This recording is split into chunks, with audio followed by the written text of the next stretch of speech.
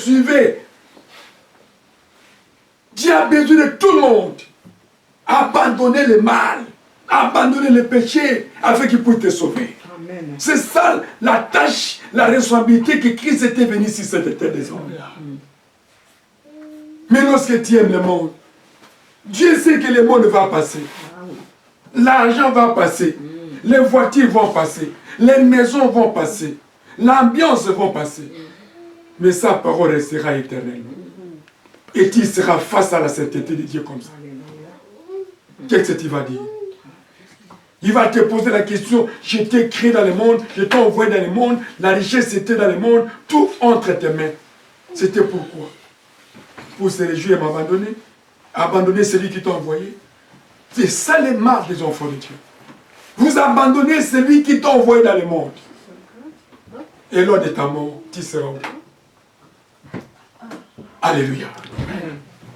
Alléluia. Amen.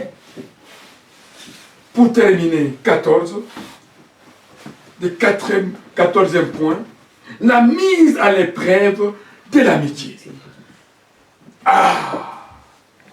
Je vous préviens, utilisez votre argent dans l'investissement, dans les amitiés de Dieu. Vous serez les bienvenus dans le tabernacle éternel du ciel. Utilisez ton argent dans l'amitié de la divinité de Dieu. C'est que lorsque Dieu te bénit, tu dois donner la dîme, les offrandes, les actions de grâce, soutien les orphelins, les pauvres. Mais lorsque Dieu te bénit, tu vois que oui, le monde m'appartient. Tu resteras pauvre.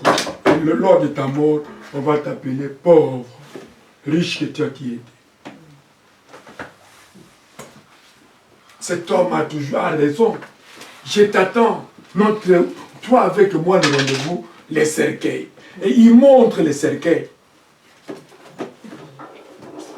Mettez l'argent dans tes poches. Dans beaucoup de banques dans le monde. Acheter des parcelles, oui. Prendre des femmes partout. Mais notre rendez-vous avec toi, les cercueils. Investissez votre amitié dans les services de l'Éternel. Auprès des orphelins, auprès des veuves, dans l'église, dans la maison de Dieu. Soutiens tous ceux qui sont dans les besoins. Et tu seras riche au ciel. Et les autres qui seront pauvres, aussi bien qu'il est sauvé par Christ, mais pauvres au ciel. Mais il y a les autres qui seront riches parce qu'ils faisaient du bien dans ce monde, si c'était des hommes. Alléluia. Amen. Luc chapitre 16, verset 9.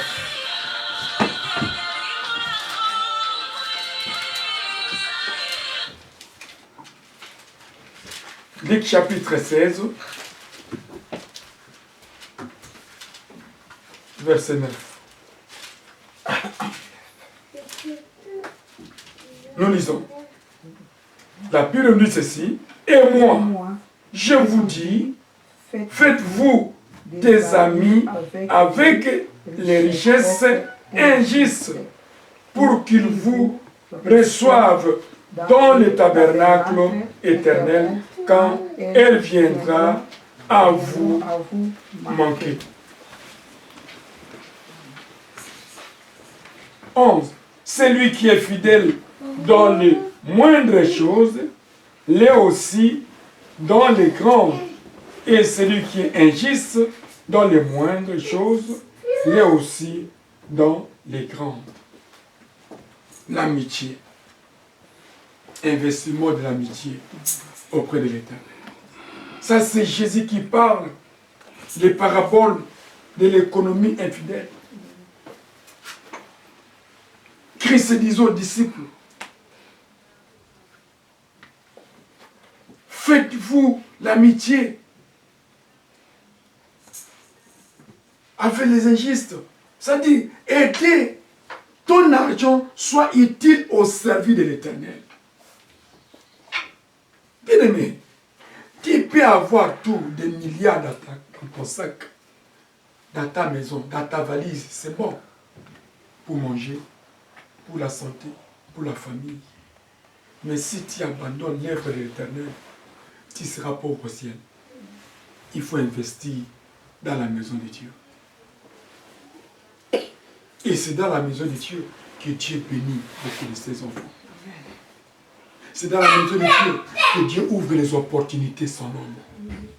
Je connais beaucoup de mes enfants dans la foi, des fous de mon apostolat, qui étaient fidèles dans des dîmes, dans des offrandes, dans les actions de grâce et dans l'assistance aux orphelins, aux hôpitaux. Dieu les a élevés, ils sont devenus des grands millionnaires. Voilà les 14 points que nous venons d'étudier. C'est l'amitié. Jésus-Christ est notre grand ami qui pourra nous abandonner aucun jour. Un grand ami qui ne peut pas vous abandonner. Confiez-le à Dieu totalement et connaître quel ami à qui vous avez affaire. Quel ami collaborer, quel ami marcher. Marcher avec celui qui a un plus pour recevoir un plus. Mais lorsque vous marchez à celui qui n'a pas la foi, toi aussi tu risques de perdre la foi. Tu marches à celui qui n'aime pas lire la Bible, toi aussi tu auras la faiblesse de lire la Bible. Tu marches à un chrétien qui n'aime pas aller à la prière régulièrement, qui périodiquement, il va commencer à te dire non, ce dimanche je n'en ai pas, tu vas alors encore l'autre dimanche. C'est pas bonne amitié. Nous sommes des passagers sur terre. Que votre oui soit oui, votre non soit non, jusqu'à ce que Christ se retrouve dans son champ missionnaire. Que le Seigneur vous bénisse.